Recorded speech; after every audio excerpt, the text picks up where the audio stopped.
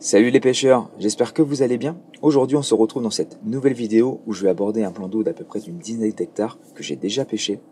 Donc là je viens tout juste d'arriver, le jour commence à se lever tout doucement. Je vais décharger le camion pour accéder au poste que j'ai en tête.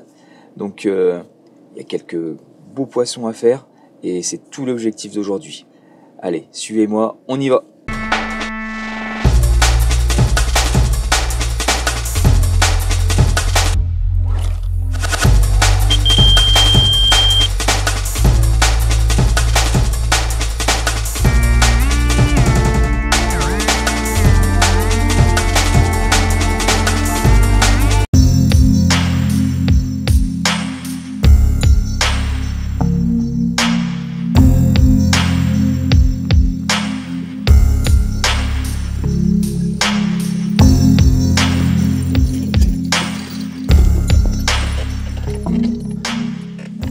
Arrivé sur le poste, il n'y a personne, donc ça c'est nickel.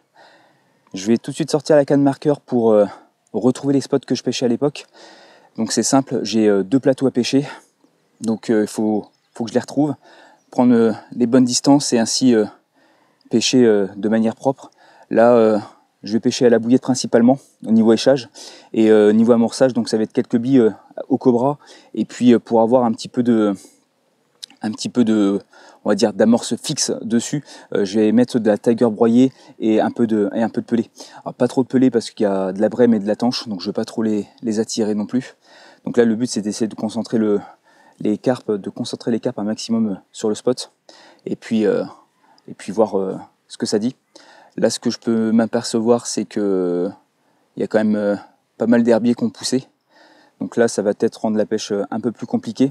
Donc j'ai ce qu'il faut et bon, il n'y a plus qu'à maintenant.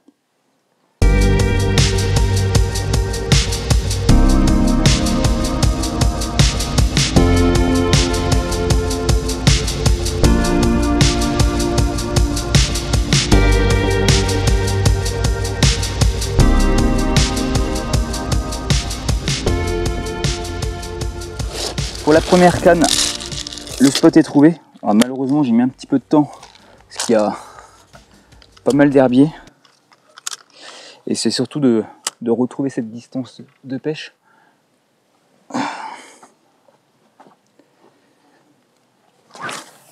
Pour vous dire que j'en ai retiré le pull tellement j'avais chaud. Donc là j'y mets 5 spots de pelée et le reste ça sera de la bouillette avec un petit peu de tiger vu que j'ai oublié le cobra. J'ai mis un petit peu de temps à trouver le premier spot. C'est surtout la distance parce que c'est un plateau, c'est propre. En fait, on va dire c'est caillouteux et tout autour c'est des touffes d'herbier. Donc il faut vraiment pêcher précisément. Donc là, normalement j'ai trouvé la bonne distance et surtout une distance de sécurité parce que le problème c'est que j'ai des piquets et des cordages et comme vous le savez les poissons aiment bien y aller lors des départs. Donc là je maximise mes chances dans le sens, bon, j'ai reculé un peu ma ligne et ainsi avoir une distance de sécurité. Et puis vu que je pêche avec de la tresse, bon, au moins il n'y aura pas d'élasticité à part ma tête de ligne. Bon, là, malheureusement, j'ai perdu vraiment du temps. Donc, je vais éviter d'en reperdre et me concentrer sur celle-ci pour faire la deuxième canne. Le spot, je sais plus ou moins où il est. Pareil, il faut que je regratte un petit peu pour le trouver. Donc, je veux au moins avoir une canne dans l'eau. Le temps que je trouve l'emplacement de la deuxième canne.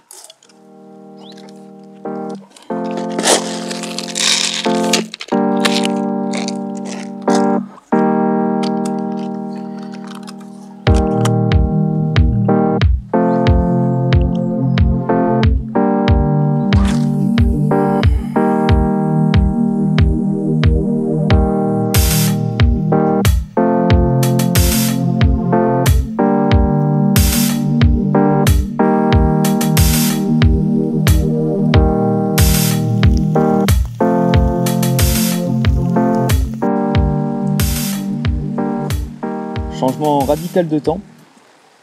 Tout à l'heure, il faisait bon, il y avait un petit soleil, c'était agréable. J'étais bien en pull et j'ai même dû le retirer parce que à force de lancer, je commençais à bien transpirer. Et là, il y a la pluie qui m'accompagne depuis à peu près 1 heure. Et finalement, au lieu de 2 cannes, je pêche qu'à une seule canne parce que le deuxième spot, j'arrive pas à l'atteindre. Il y a un vent qui me coupe et qui me fait perdre niveau distance. Donc je sais qu'il y a une canne qui pêche très bien. Le montage il est posé comme je voulais. J'ai eu une petite tirette tout à l'heure. Là je pêche avec la muscle crayfish.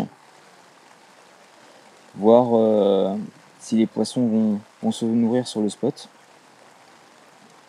J'ai vu 2-3 poissons sauter beaucoup plus loin, mais c'est plutôt un signe, un bon signe quoi. Maintenant voir si elles ont décidé de mettre la tête dans les appâts ou pas. Donc comme je vous disais, j'ai amorcé avec un peu de tiger, un peu de pelé et pareil, un peu de bouillette pour l'histoire de dire qu'il y a un petit peu de choix. Et niveau échage, j'ai mis une wafter pour que ça soit un petit peu démarqué du fond, que ce soit un appât un peu plus léger et un peu plus facile à saisir. Donc on va voir comment on va se dérouler la journée.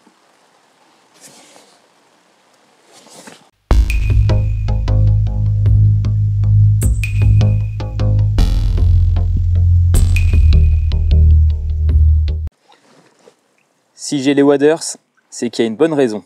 Là, il y a fiche dans l'épuisette, ça fait vraiment plaisir. Un combat dans les herbiers, donc c'était assez mouvementé. Je vous la montre tout de suite là.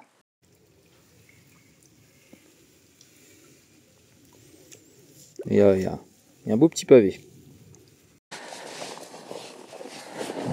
Premier poisson de la journée. La preuve que même avec une seule canne, on peut dérouler. Il suffit qu'elle soit bien placée. Je vous présente cette belle miroir d'un peu plus de 15 kg, prise avec la Magma Sequoia en 18 mm en wafter. Heureusement que j'avais un corps de ligne en 13, sinon je l'aurais jamais sorti des herbiers, assez tanké plusieurs fois. Et en plus l'hameçon était bien planté dans la lèvre inférieure, donc ça c'était le bon combo. J'espère que ça va se poursuivre et voir si d'autres départs se déclenchent. Allez ma belle, je vais te relâcher et puis essayer de me ramener une de tes sœurs.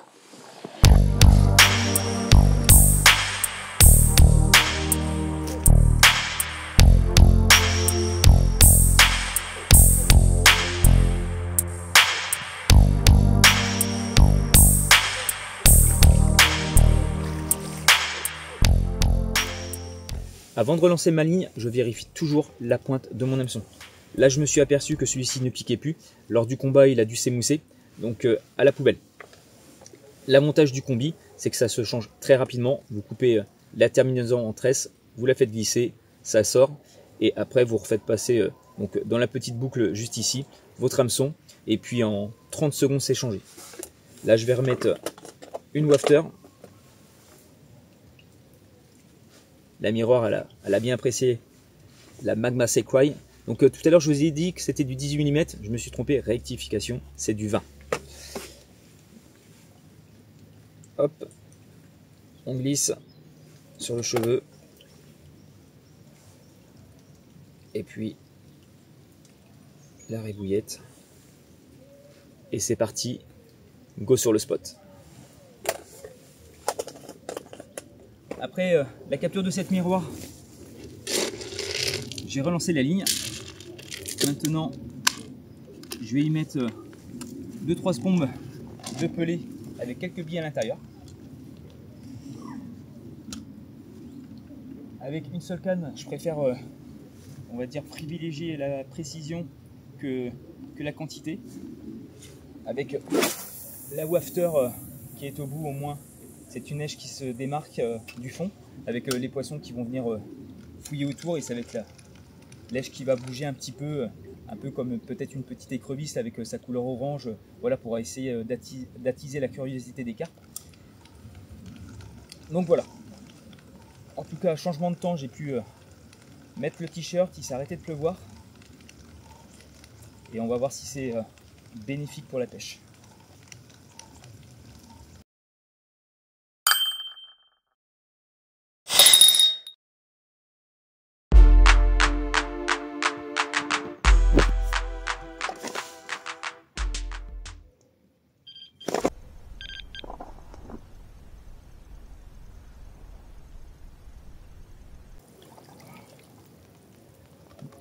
Bon, je vous disais que il y avait des touches intempestives. Je pensais que c'était une brème ou une tanche. Bah finalement, c'est pas une tanche, ça doit être une carpe. Là c'est tranquille.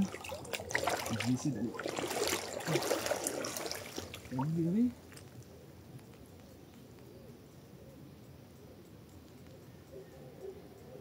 Là je sens qu'elle est dans les herbiers. Là, ce qu'il faut faire, c'est y aller tranquille. Laisser la canne faire, tirer tout doucement, faire travailler la canne. Et là, la clé, c'est la patience.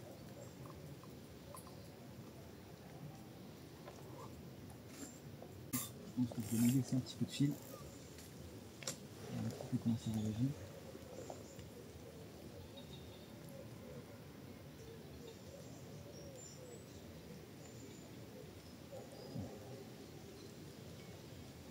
Là, je vois que j'arrive plus à bouger. Donc, je préfère lui laisser un petit peu de fil, voir si elle repart.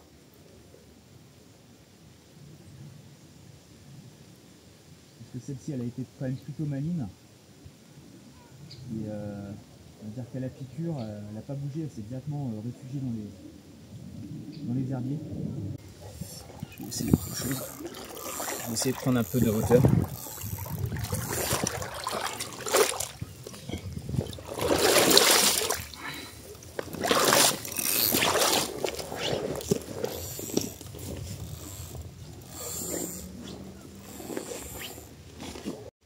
Dégoûté, ça a cassé bon, au niveau du nœud, et en plus c'est même pas au nœud de mon arraché, donc au moins je me dis qu'elle a quasiment rien dans la gueule.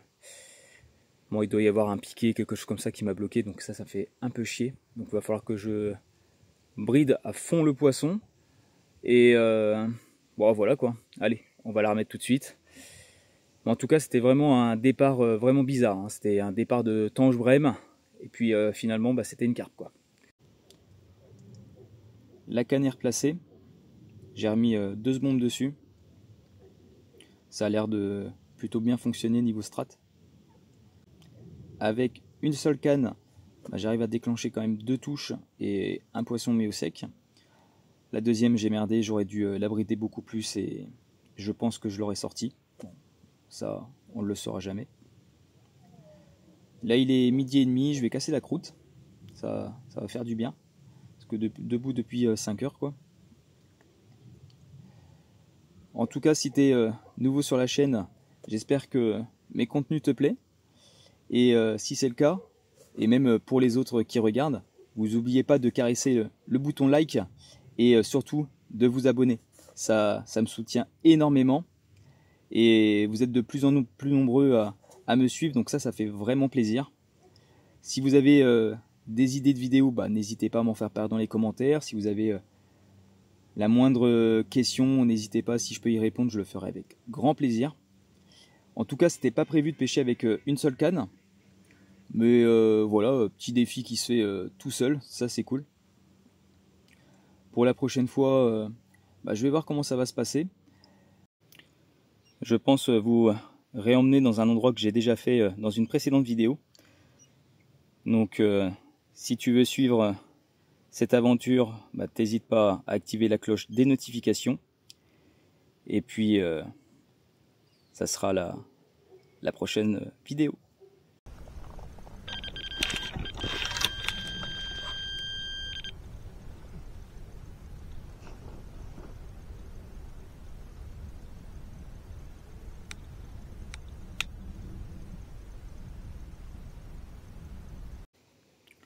Bon, troisième départ, deuxième poisson de perdu.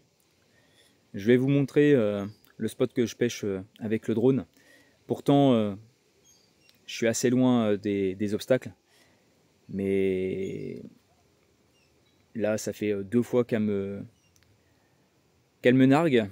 Donc j'espère que la troisième, ça va être la bonne. Je vais relancer la ligne. Et puis là, je vais vraiment... plus que serré à fond, pourtant j'étais déjà serré, et je vais essayer de réduire la distance de pêche de 2-3 mètres. C'est peut-être ça qui va m'aider à concrétiser les touches. Pourtant la première, j'ai rien changé de particulier, mais bon voilà quoi. Ça fait déjà 2 poissons que je perds, donc la troisième c'est mort, elle doit sortir. Quatrième départ que tu vas voir dans un instant.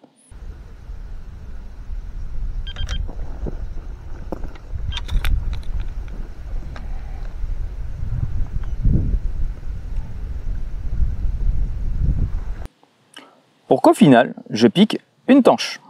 C'est pas le poisson recherché, j'aurais préféré une carpe, mais malheureusement, on ne choisit pas. Ça, c'est le risque de pêcher avec du pelé, même si j'en ai pas mis beaucoup. Hein. Donc la ligne est relancée, et par-dessus, je lui ai mis 3 bombes de bouillette. Comme ça, je vais laisser le blanc finir les derniers grains de pelé qui restent sur le fond, et j'espère qu'elles vont partir, et comme ça, il va rester que de la bouillette, et normalement, ça sera pour les carpes. Là, il va me rester 2-3 heures de pêche.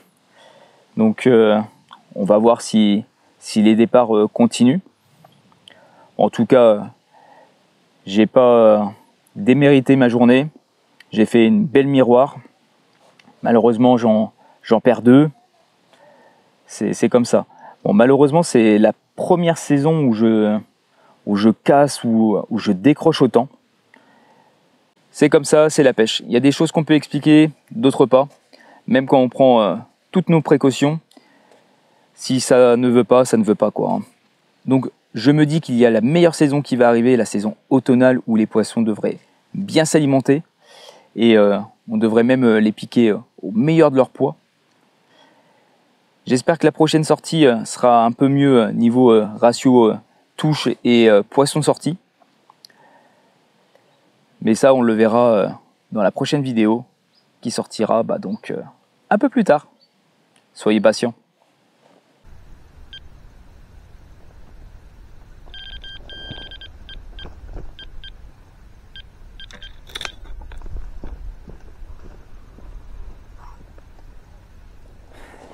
Je vous ai gardé le meilleur pour la fin.